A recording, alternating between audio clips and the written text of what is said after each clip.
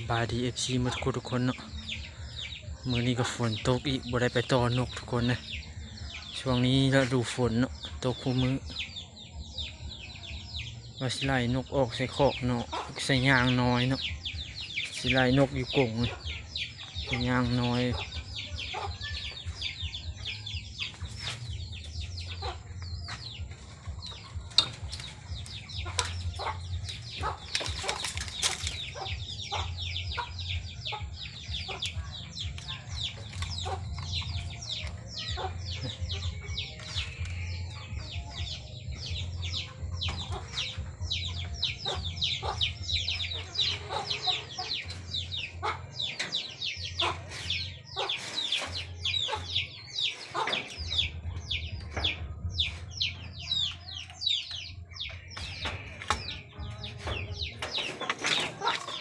สิไล่ออกมาใส่นี่เนาะทุกคน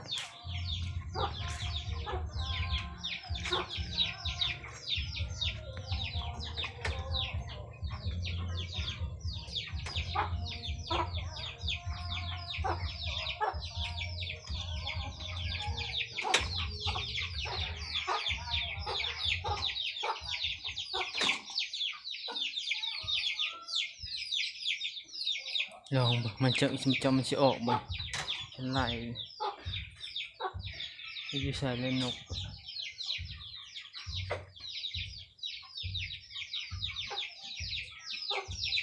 ให้ออกบ่ได้เนาะทุกคนเนาะมันฆ่านี่เป็นอะไรอยู่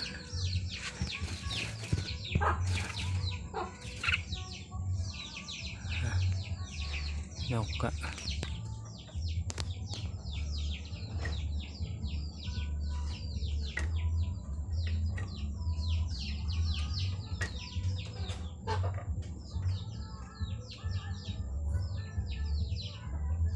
พอสิไล่มันออกมาไล่ออกบ่ได้มันฆ่าหลายแนวพวกทุกคนนะ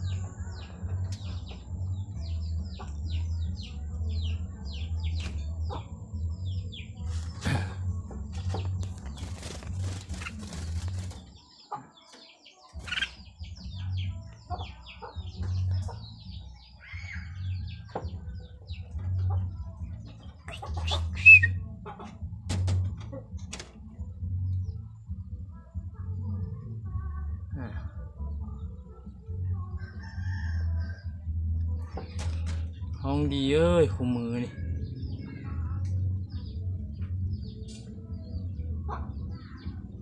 สุดยอดความห้องดี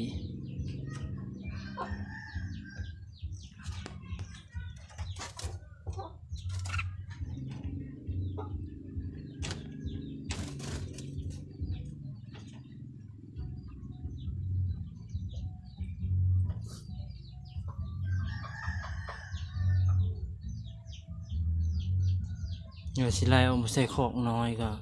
มันยากนะทุกคนจะน้อยมันออกทางค้างอีกนะยามันออกทางค้างคือแต่ละตัวออกทางค้าง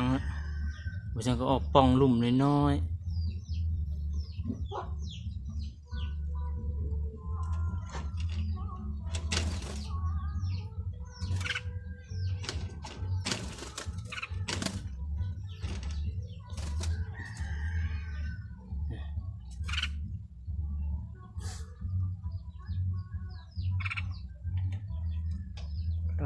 คลอด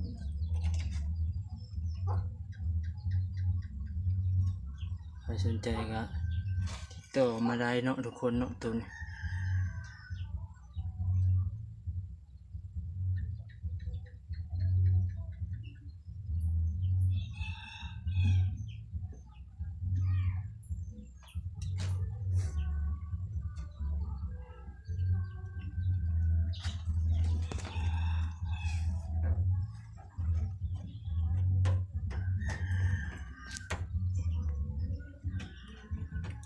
นกอยู่ตรงหน้าบ้านก็ห้อง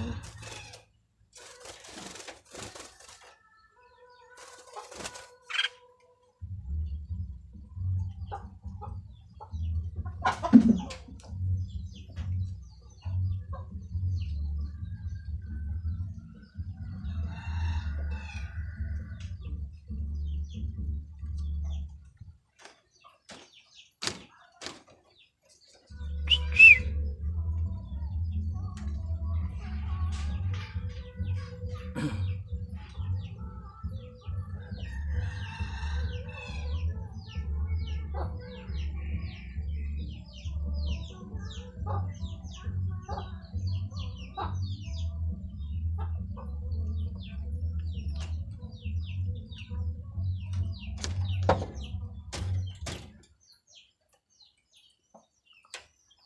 อมันนี่ทุกคนให้เบิ่งไกลๆเลยเนาะนี่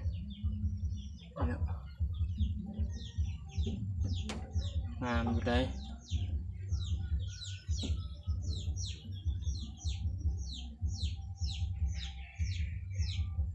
สวยงามอยู่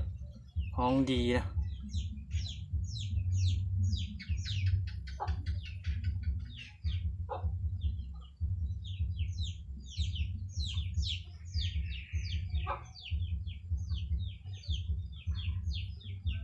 มือนาจึงไล่ออกเนาะจากขอบไล่ออกไปห้อยเอาให้มันห้องกับนกต่อเขาโตอยู่ทางหน้าบ้าน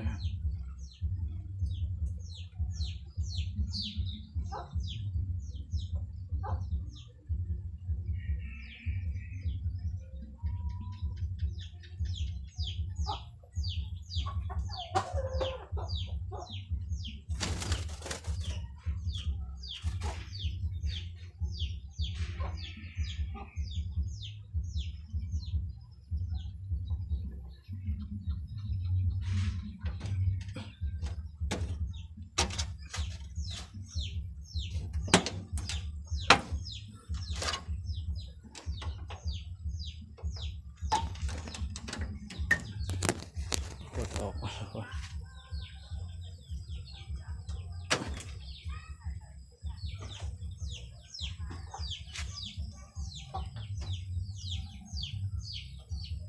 ดอกก็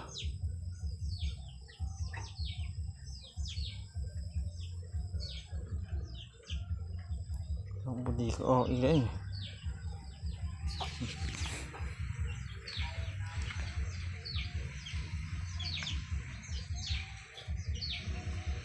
คา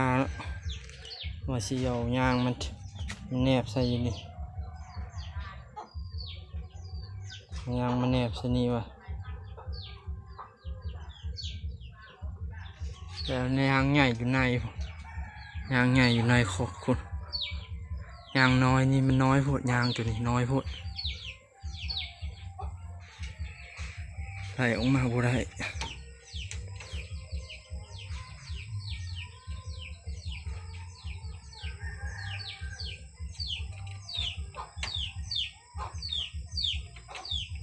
เดี๋ยว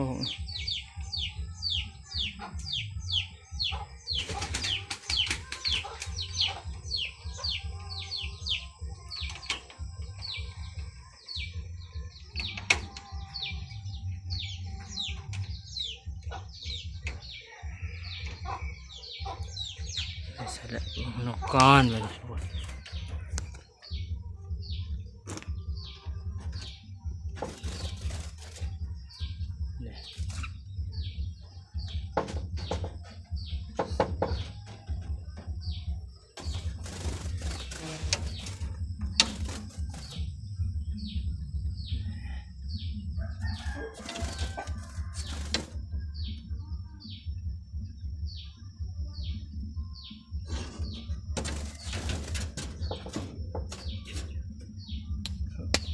ยุงกัด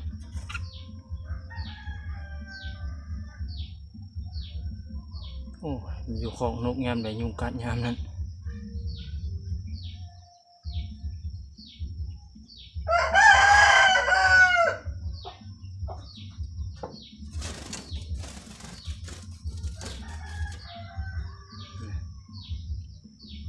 ใครสนใจหรือว่าแนวใดก็ติดต่อมาได้เนาะนกตัวนี้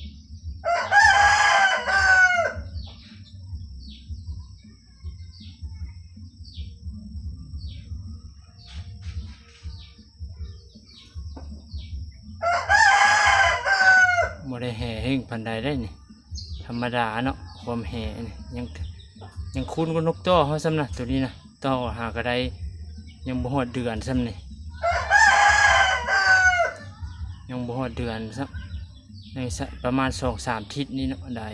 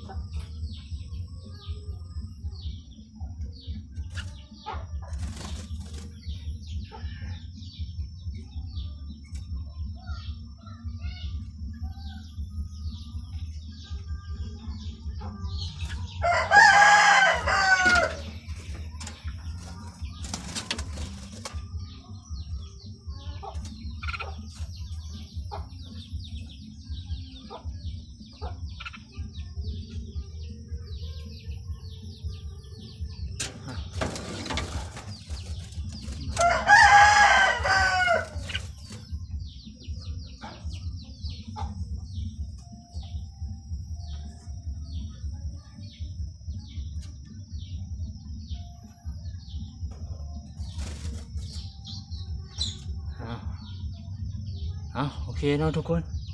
ไปมักไปชอบคลิปนี้ก็ฝากกดไลค์กดแชร์เลยเนาะแต่พาเบื่อกันเด้อนกเฮาช่วงนี้บ่มีหลายเนาะไปต่ออยู่ป่าก็ยังบ่ได้นะเห็นหลายอยู่นกมันยังบ่ลงพอมันยังมีหังมีลูกน้อยมันเนาะยามนี่ไปต่อ2 มือ 3 มือแล้วบ่ได้จักโตมันบ่มาวนน้ำนกต่อเลยนะมันบินกายไปกายมาอยู่เพราะว่ามันมีลูกน้อยเลยโอเคเนาะเจอกันคลิปหน้าทุกคน